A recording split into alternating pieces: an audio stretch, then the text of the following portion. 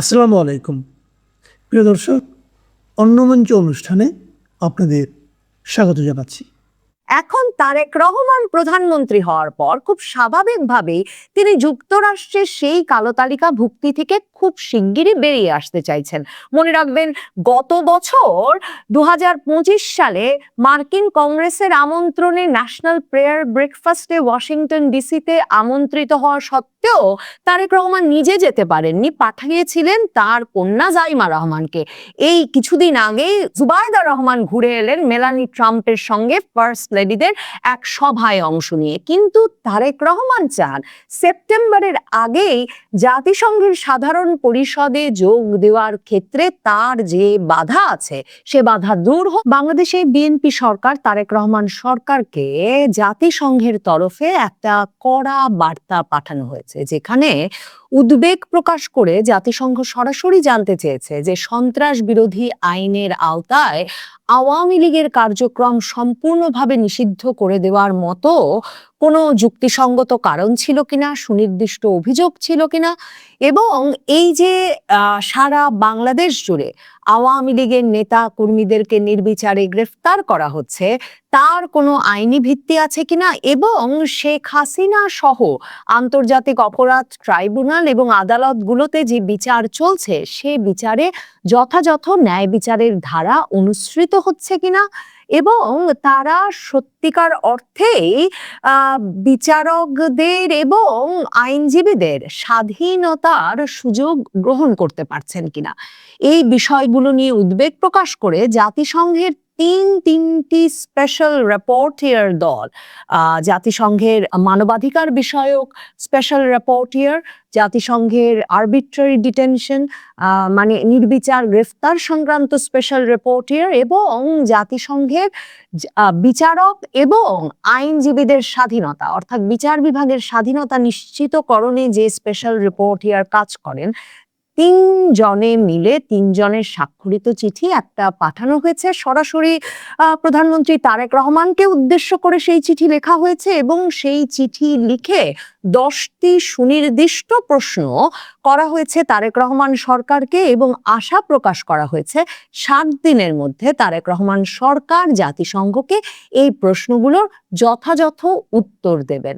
মানে এর কোনো আইনি একেবারে বাধ্যবাধকতা কোনো দেশের উপরেই থাকে না। জাতিসংঘ যখন কোনো বিষয়ে উদ্বেগ প্রকাশ করে, বিশেষ করে স্পেশাল রিপোর্টিয়াররা যখন উদ্বেগ প্রকাশ করেন, কিন্তু আমরা জানি যে ইরান, গাজা সহ বিশ্বের নানা ঘটনায়, মানে একেবারে আন্তর্জাতিক শিরোনাম সৃষ্টিকারী ঘটনায় জাতিসংঘকে একটা নখদন্তহীন বাঘ বলে মনে হলেও, মানে একেবারে একটা অকেজো কাগুজে বাঘ বলে মনে হলেও, বাংলাদেশের মতো দেশের জন্য জাতিসংঘে শান্তিরক্ষী বাহিনী পাঠানো থেকে শুরু করে টিকা সংগ্রহ কিংবা রোহিঙ্গাদের জন্য যথাযথ মানবিক সহায়তা কার্যক্রম চালু রাখার জন্যও জাতিসংঘের জন্য বাংলাদেশের মতো দেশগুলোর সম্পর্ক খুবই ভালো রাখা, কার্যকরী রাখা অত্যন্ত গুরুত্বপূর্ণ। শুধু যে সে কারণে জাতিসংঘের সঙ্গে সক্রিয় সম্পর্ক তৈরিতে তারেক রহমান সরকার, বিএনপি সরকার বিশেষভাবে আগ্রহী তাই নয়।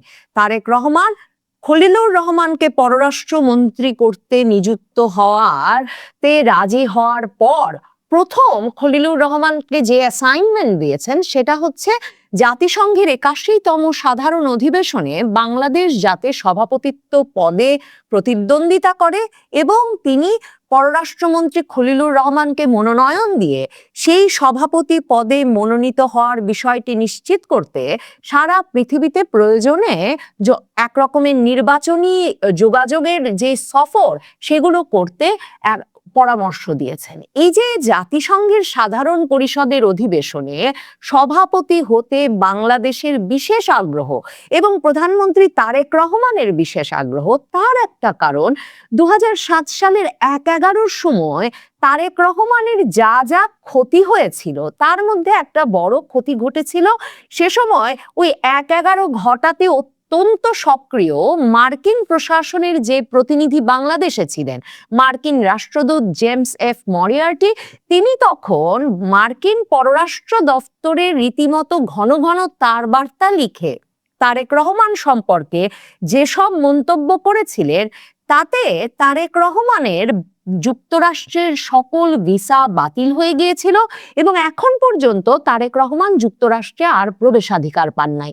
জেমস এফ মরিয়ার্টি কি লিখেছিলেন সেসব তার বার্তায়, পরে সেগুলো উইকিলিক্সের ফাঁস করা তথ্য মাধ্যমে বেরিয়ে এসেছিল এবং সে সময় আমরা জানতে পারি জেমস এফ মরিয়ার্টি সরাসরি বলেছিলেন যে প্রধানমন্ত্রী পুত্র তারেক রহমান বাংলাদেশে সন্ত্রাসবাদ আশকারা দেওয়ার একটা কেন্দ্রে পরিণত হয়েছেন এবং তিনি এর মাধ্যমে উন্নয়ন সহ সকল কিছুকে ক্ষতিগ্রস্ত করেছেন তার দুর্নীতি এবং সন্ত্রাসবাদী কর্মকাণ্ডের মাধ্যমে। কাজেই তারেক রহমানের হয়তো একাধিক পাসপোর্টে যুক্তরাষ্ট্রের ভিসা থাকতে পারে, কিন্তু তারেক রহমান জামিন পেলেও যাতে কিছুতেই কারাবাস ছেড়ে যুক্তরাষ্ট্রে যেতে না পারেন সরাসরি, সে পরামর্শ তখন জেমস এফ মরিয়ার্টি দিয়েছিলেন এবং তার বার্তার ভিত্তিতে এফবিআই এর তদন্তে তখন যুক্তরাষ্ট্রে তারেক রহমানের প্রবেশাধিকারের চির নিষেধাজ্ঞা আরোপিত হয় এবং তিনি কালো তালিকাভুক্ত হয়ে পড়েন।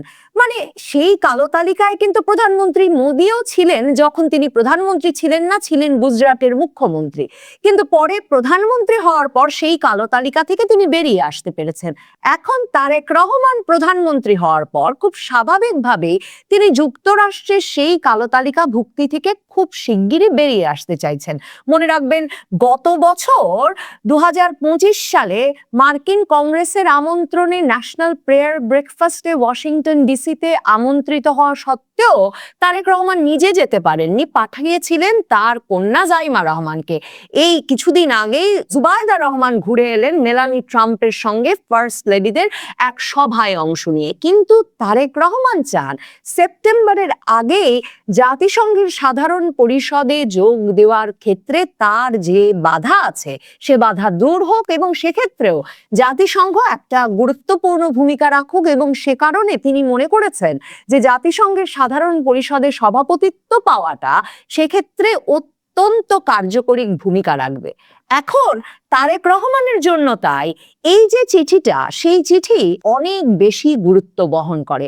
এই চিঠিতে জাতিসংঘের স্পেশাল রিপোর্টাররা মূলত যে বিষয়গুলোতে আপত্তি করেছেন সেই বিষয়গুলো হচ্ছে, এক, কি করে আন্তর্জাতিক সন্ত্রাসবাদ বিরোধী আইনটিকে আওয়ামী লীগ নিষেধাজ্ঞায় বলবৎ করা হলো, এবং তারা জিজ্ঞেস করেছে যে কোন সুনির্দিষ্ট তথ্যের ভিত্তিতে এবং সুনির্দিষ্ট ঝুঁকির ভিত্তিতে একটা প্রজ্ঞাপনের মাধ্যমে এরকম একটা ব্ল্যাঙ্কেট নিষেধাজ্ঞা আরোপ করা হলো এই দলটির বিরুদ্ধে।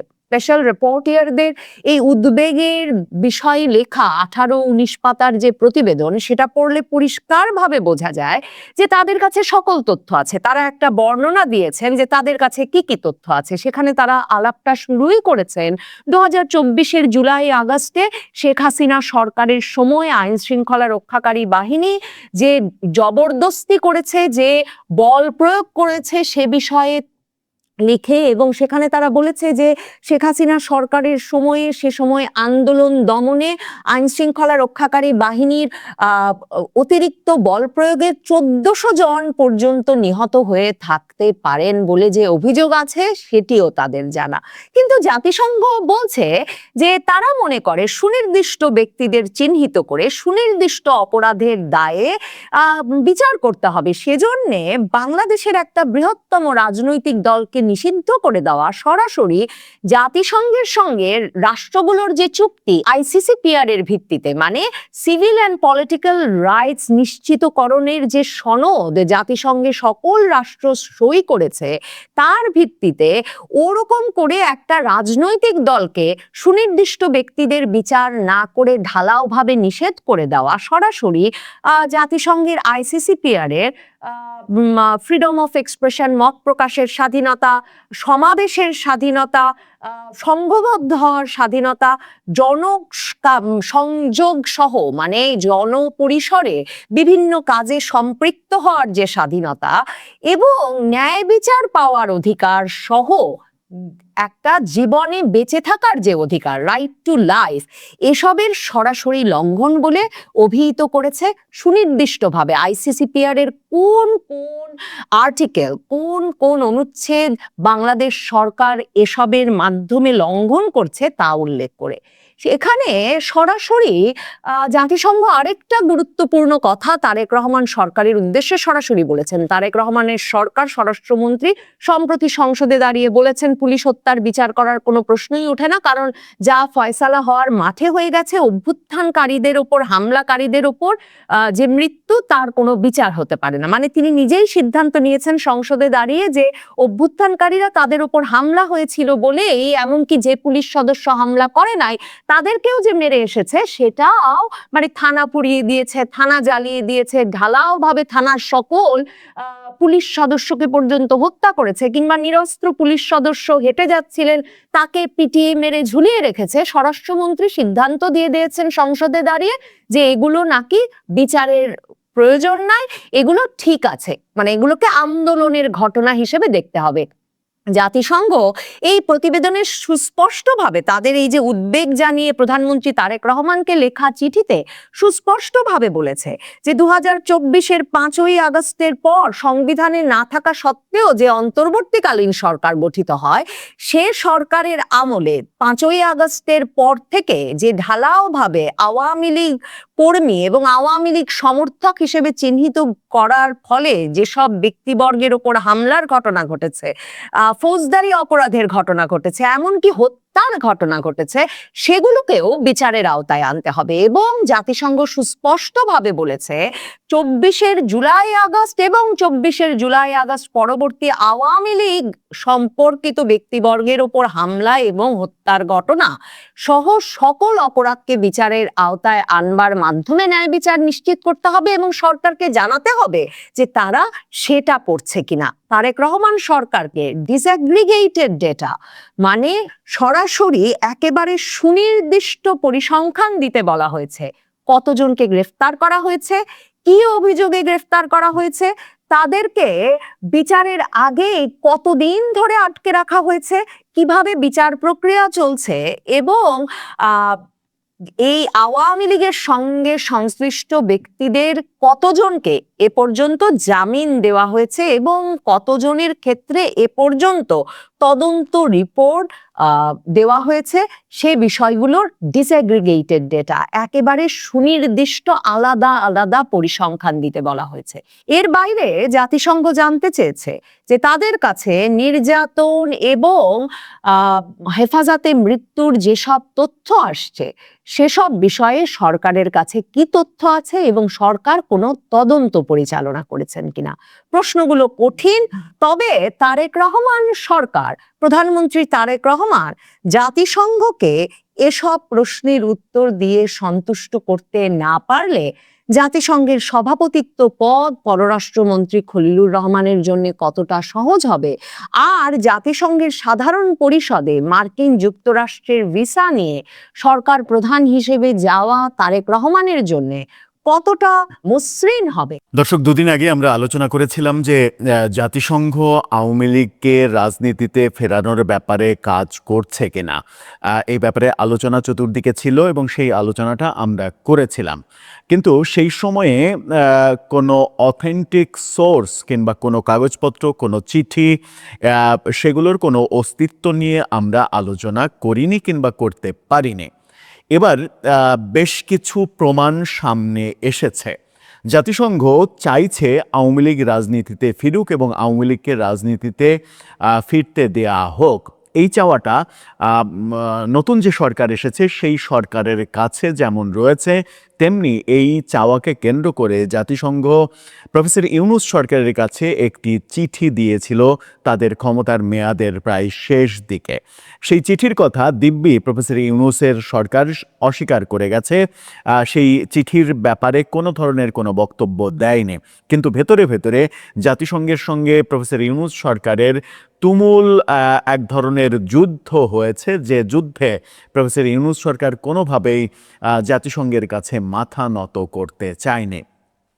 প্রফেসর ইউনূস জাতিসংঘের মহাসচিব তার বন্ধু এরকমটা জাহির করার চেষ্টা করেছিলেন রোহিঙ্গাদের প্রেক্ষাপট নিয়ে। রোহিঙ্গাদের মায়ানমারে ফেরত পাঠাবেন তিনি, পরবর্তী ঈদ তারা মায়ানমারে করবে, এই ধরনের মানে স্বপ্ন দেখিয়েছিলেন আমাদেরকে এবং তখন বুঝিয়েছিলেন যে জাতিসংঘ মহাসচিব তার কত পিয়ারি দোস্ত।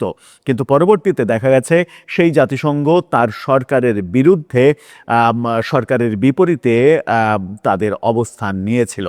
কি ছিল সেই চিঠিতে, কি লেখা হয়েছিল, কত পৃষ্ঠার চিঠি ছিল, কত তারিখে সেই চিঠিটা দেয়া হয়েছিল, সেই চিঠির ব্যাপারে বর্তমান সরকারকে কি বলছে জাতিসংঘ, চলুন একটু জেনে দেখি ভেতরের তথ্যগুলো। সেই আলোচনাই করব এই ভিডিওতে, থাকবেন পলিটিক্স টিভির নিয়মিত আয়োজন। দর্শক, বলছিলাম জাতিসংঘের চিঠি, বাংলাদেশ সরকারকে জাতিসংঘ আনুষ্ঠানিকভাবে চিঠি দিয়েছিল। সেই আলোচনায় যাওয়ার আগে একটা মানবিক ব্যাপার আপনাদের সঙ্গে শেয়ার করতে চাই। ফুড ফর অল, সবার জন্য খাদ্য, এই কর্মসূচি নিয়ে একটি নতুন ইউটিউব চ্যানেলের যাত্রা শুরু হয়েছে, নামই ফুড ফর অল। তারা অসহায়, দুস্থ, ক্ষুধার্ত মানুষের পাশে রান্না করা খাবার নিয়ে দাঁড়ানোর চেষ্টা করছে। তাদের এই মহতি মানবিক উদ্যোগের পাশে আপনি দাঁড়াতে পারেন। ডেসক্রিপশন বক্সে লিঙ্ক দেওয়া থাকবে, সেখান থেকে চ্যানেলটি সাবস্ক্রাইব করে অন্তত তাদেরকে অনুপ্রেরণা দিতে পারেন, সেই প্রত্যাশা থাকলো। চলে যাচ্ছি মূল আলোচনায়। বলছিলাম জাতিসংঘের চিঠির কথা। জাতিসংঘ প্রফেসর ইউনূস সরকারকে 18 পৃষ্ঠার একটি চিঠি দিয়েছিল গত 29 ডিসেম্বর, গত বছরের 29 ডিসেম্বর প্রফেসর ইউনূস সরকারের কাছে এই যে চিঠি, এই চিঠিতে জাতিসংঘ স্পষ্ট করে বলেছিল যে আওয়ামী লীগকে নির্বাহী আদেশে যে রাজনীতি থেকে দূরে রাখা হয়েছে, তাদের নিবন্ধন স্থগিত করা হয়েছে, এগুলো করা যাবে না, তাদের সেগুলো ফিরিয়ে দিতে হবে এবং ফিরিয়ে দেওয়ার ফলে নির্বাচনে তাদেরকে অংশগ্রহণ করতে দিতে হবে, এরকম বক্তব্য জাতিসংঘের ছিল। কিন্তু প্রফেসর ইউনূস সরকার তাদের পক্ষ থেকে জানিয়েছিল মাত্র আর মানে যখন চিঠির পরবর্তীতে জাতিসংঘ চাপ প্রয়োগ করলো এবং সেই চাপ প্রয়োগটা অনেকটা বলা যায় ডিসেম্বরের শেষে, জানুয়ারির প্রথম দিকে, তখন প্রফেসর ইউনূস সরকার জানিয়েছিল যে মাত্র 1.5 মাস সময় আছে, এই 1.5 মাস আগে এই নিষেধাজ্ঞা তুলে নেওয়া সম্ভব নয়। পরবর্তী যে নতুন সরকার, নির্বাচিত নতুন সরকার আসছে, সেই সরকার এসে এই ব্যাপারে কাজ করবে। অর্থাৎ প্রফেসর ইউনূস জাতিসংঘের যে চাওয়া, সেই চাওয়াটা পূর্ণ করেনি। তারা নতুন সরকারের উপরে চাপিয়ে দিয়েছিল এবং নতুন সরকারের উপরে নতুন চাপ শুরু হয়েছে জাতিসংঘের পক্ষ থেকে, এরকমটা খবরও আসছে। নতুন সরকারের কাছে জাতিসংঘ বার্তা দিয়েছে যে এই ধরনের অগণতান্ত্রিক, অনিয়মতান্ত্রিক নিষেধাজ্ঞা কোনো রাজনৈতিক দলের উপরে থাকতে পারে না। রাজনৈতিক দলকে অবশ্যই রাজনীতি করতে দিতে হবে, সবার রাজনীতিতে অংশগ্রহণ করার অধিকার রয়েছে, সেই অধিকার তাদেরকে ফিরিয়ে দিতে হবে। গণতান্ত্রিক অধিকার, গণতান্ত্রিক পরিবেশে গণতন্ত্র বজায় রাখতে হলে সবাইকে ফিরিয়ে দিয়ে যথাযথ ব্যবস্থা নিতে হবে। সেখানে 18 পৃষ্ঠার যে চিঠি, সেই চিঠিতে বহু পয়েন্ট উল্লেখ করা হয়েছিল, যে পয়েন্টগুলোর মধ্যে মানে রাজনীতিতে অংশগ্রহণ করা, মাস পিপলকে এই বঞ্চিত করা, রাজনীতি থেকে বঞ্চিত করা, তাদের অধিকার বঞ্চিত করা, এই ব্যাপারের বিরুদ্ধে জাতিসংঘ অবস্থান নিয়েছিল। এরই মাঝে আমরা দেখেছি নতুন সরকারের আমলে গত 26 মার্চ নিউ ইয়র্কে জাতিসংঘের সদর দপ্তরে জাতিসংঘ মহাসচিবের সঙ্গে আমাদের পররাষ্ট্রমন্ত্রী খলিলুর রহমানের বৈঠক হয়েছে। বিভিন্ন সূত্র বলছে সেই বৈঠকেও জাতিসংঘের কর্মকর্তারা ডক্টর খলিলকে জাতিসংঘের সেই 18 পৃষ্ঠার চিঠি নিয়ে নতুন করে স্মরণ করিয়ে দিয়েছে এবং ডক্টর খলিলের জবাব জানতে চেয়েছে তারা। কিন্তু সেই জবাব জানতে চাওয়ার পরিপ্রেক্ষিতে কি রেজাল্ট আসলো, কি জবাব দেয়া হলো, সেই ব্যাপারে কোনো আপগ্রেড এখন পর্যন্ত জানা যায়নি। সরকারের উত্তরও, সরকার এখন পর্যন্ত, নতুন সরকারও তাদের উত্তরও এখন পর্যন্ত অস্পষ্ট এবং সেই অস্পষ্ট উত্তরের মাঝে একটা সম্ভাবনা দেখা যাচ্ছে, সেটা হচ্ছে যে প্রফেসর ইউনূসের নেওয়া বহু সিদ্ধান্তই অটোমেটিক বাতিল হয়ে যাবে 12ই এপ্রিলের পরে। 12ই মার্চ থেকে 12ই এপ্রিল 1 মাস সংসদের যে বয়স হবে, সেই 1 মাসের মধ্যে প্রফেসর ইউনূসের সমস্ত কার্যক্রমের বৈধতা সংসদে না দিলে সেগুলো অটোমেটিকলি বাতিল হয়ে যাবে। ধারণা করা হচ্ছে বিএনপি আওয়ামী লীগের ওপরে যে নির্বাহী আদেশে নিষেধাজ্ঞা, সেই নিষেধাজ্ঞার ব্যাপারটা সংসদে পাশ নাও করতে পারে। যদি না করে তাহলে অটোমেটিকলি সেটা বাতিল হয়ে যাবে। 12 এপ্রিলের পরে আওয়ামী লীগের রাজনীতি করার অধিকার ফিরে আসার একটা সম্ভাবনা রয়েছে, কিন্তু সেই সম্ভাবনাটা নির্বাচনের পরপরই দেখা দিলেও সেই সম্ভাবনাটা ক্রমেই উজ্জ্বল হওয়ার পরিবর্তে ক্রমেই ফিকে হওয়ার ব্যাপারগুলোও আমরা দেখছি। অর্থাৎ মানে প্রফেসর ইউনূসের আমলে আওয়ামী লীগের নেতাকর্মীদের গ্রেপ্তার, জামিন না দেয়া যে ব্যাপারগুলো চলছিল সেই হারে না চললেও এখনও সেই ব্যাপারগুলো চলমান। এবং খুবই সম্প্রতি আমরা দেখেছি যে সেলিনা হায়াৎ আইভী, নারায়ণগঞ্জের মেয়র, তাকে বারবার জামিন দেওয়া হচ্ছে না। আগের মতোই প্রফেসর ইউনূস সরকারের আমলে যেমন জামিন দেওয়া হয়নি, এখনও বারবার অন্তত 2-3 বার জামিন তাকে দেয়া হলো না, এরকম দৃশ্য দেখেছি। হাইকোর্টে জামিন দেওয়ার পরে পরবর্তীতে আবার অন্য মামলায় তাকে গ্রেপ্তার দেখানো হলো, হাইকোর্টের জামিন স্থগিত করা হলো, এই ব্যাপারগুলো আমরা দেখেছি। সুতরাং খুব একটা যে ভালো লক্ষণ আওয়ামী লীগের জন্য দেখা যাচ্ছে সেটা বলা যাবে না। জাতিসংঘের সেই চিঠিতে অনেক কিছু বলা হয়েছে এবং 10টা প্রশ্নের উত্তর জানতে চাওয়া হয়েছে। 10টা প্রশ্ন ছুড়ে দেওয়া হয়েছে সরকারের প্রতি, যে চিঠিটা 29 ডিসেম্বর প্রফেসর ইউনূস সরকার থাকাকালীন জাতিসংঘ দিয়েছিল। সেখানে 10টি প্রশ্ন তুলে ধরা হয়েছে এবং 10টা প্রশ্নের 1 নম্বর প্রশ্নই হচ্ছে আওয়ামী লীগের ওপরে নিষেধাজ্ঞা তুলে নেওয়া হবে কবে, এটা স্পেসিফিকলি জানতে চাওয়া হয়েছে। প্রফেসর ইউনূস সরকারের উপরে বহুভাবে চাপ প্রয়োগ করে প্রফেসর ইউনূস ব্যাপারটাকে আমলে না নিয়ে পাশ কেটে গেছে। বর্তমান সরকারকেও চাপ প্রয়োগ করছে জাতিসংঘ, এরকম খবর আসছে। দর্শক, আপনার কাছে কি মনে হয় এই যে জাতিসংঘের চাপ, এই জাতিসংঘের চাপকে মানে গুরুত্ব দিয়ে বর্তমান সরকার প্রফেসর ইউনূসের দেখানো পথ বাদ দিয়ে ভিন্ন পথে হাঁটবে? আওয়ামী লীগের কার্যক্রম নিষেধাজ্ঞা তারা তুলে নেবে, কিংবা প্রফেসর ইউনূসের দেয়া নিষেধাজ্ঞা অটোমেটিকলি বাতিল হয়ে যাবে সংসদে সেগুলো গ্রাহ্য না করলে? কোন পথে যাচ্ছে বর্তমান বিএনপি সরকার? আপনার কাছে কি মনে হয়? আপনার মতামত জানিয়ে লিখতে পারেন আমাদের কমেন্ট বক্স।